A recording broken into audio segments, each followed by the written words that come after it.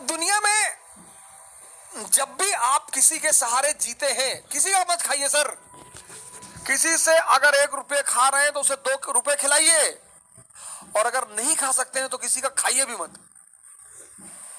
मिर्जापुर में ललित का हाल देखे ना, ऐसे ही हाल होता है जो दूसरों के सहारे जिंदा रहते हैं।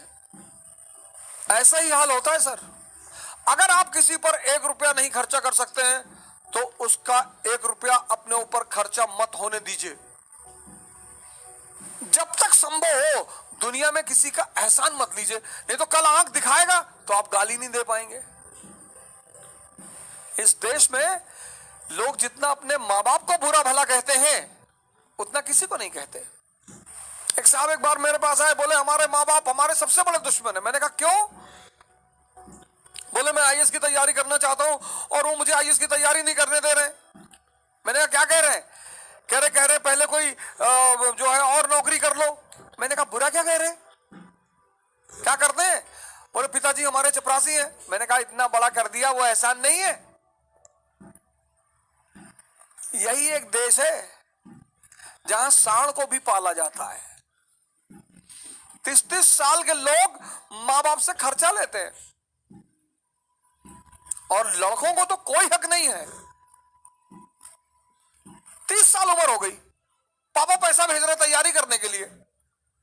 इनको बांध के मॉरिशस भेजो, साउथ अफ्रीका भेजो, इनसे बंधुआ मजदूरी कराओ।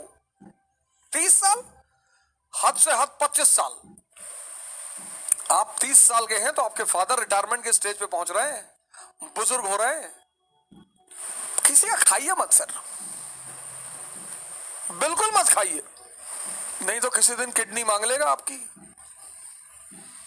खिलाएगा पिलाएगा, जूता पहनाएगा नाइक का, रेडॉस का। या नेता लोग क्या कहते हैं, भाई है हमारा। नेता के साथ जो 2-4 लोग टहलते हैं, कभी नेताजी से पूछे कि नेताजी ये कौन है? अरे हमारे भाई की तरह है। और किसी दिन ले आके ललित वाला हाल कर दिया। क्योंकि जब तक तुम कमजोर रहोगे तुम्हारा शोषण होगा।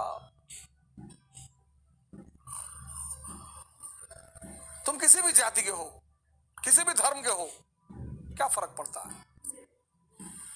जब तक तुम कमजोर हो, जब तक तुम डिपेंडेंट हो, तुम्हारा शोषण होगा। नियम है,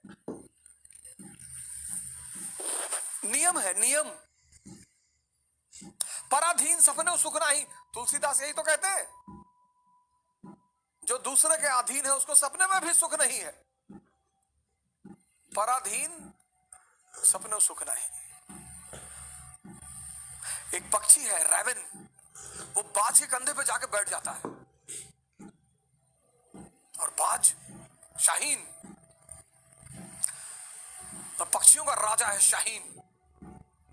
शेर के मुंह से गोश्त निकाल लेता है। शेर जब उसकी आवाज सुनता है तो शेल्टर मांगने लगता है, भागने लगता है। उसके कंधे पे जाके रैवन नाम का पक्षी बैठ जाता है। तो पता है बाज क्या करता है? अपनी उड़ान बढ़ाने लगता है, उड़ान। और जैसे जैसे उसकी ऊंचाई बढ़ती रहती है, ऑक्सीजन लेवल कम हो जाता है, रैवन को भागना पड़ता है। अपनी ऊंचाई बढ़ाओ, इतनी बढ़ाओ कि जितने लोग तुम्हें दबाना चाहते हैं उनका दम घुटने लगे, वो खुद ही भाग जाएं। अपनी सारी ताकत अपने में लगाओ और अपनी ऊंचाई को इतना बढ़ाओ कि तुम्हारे जितने अगल बगल लोग भगवान के आशीर्वाद स्वरूप तुम्हारे पीछे पड़े हैं, उनका दम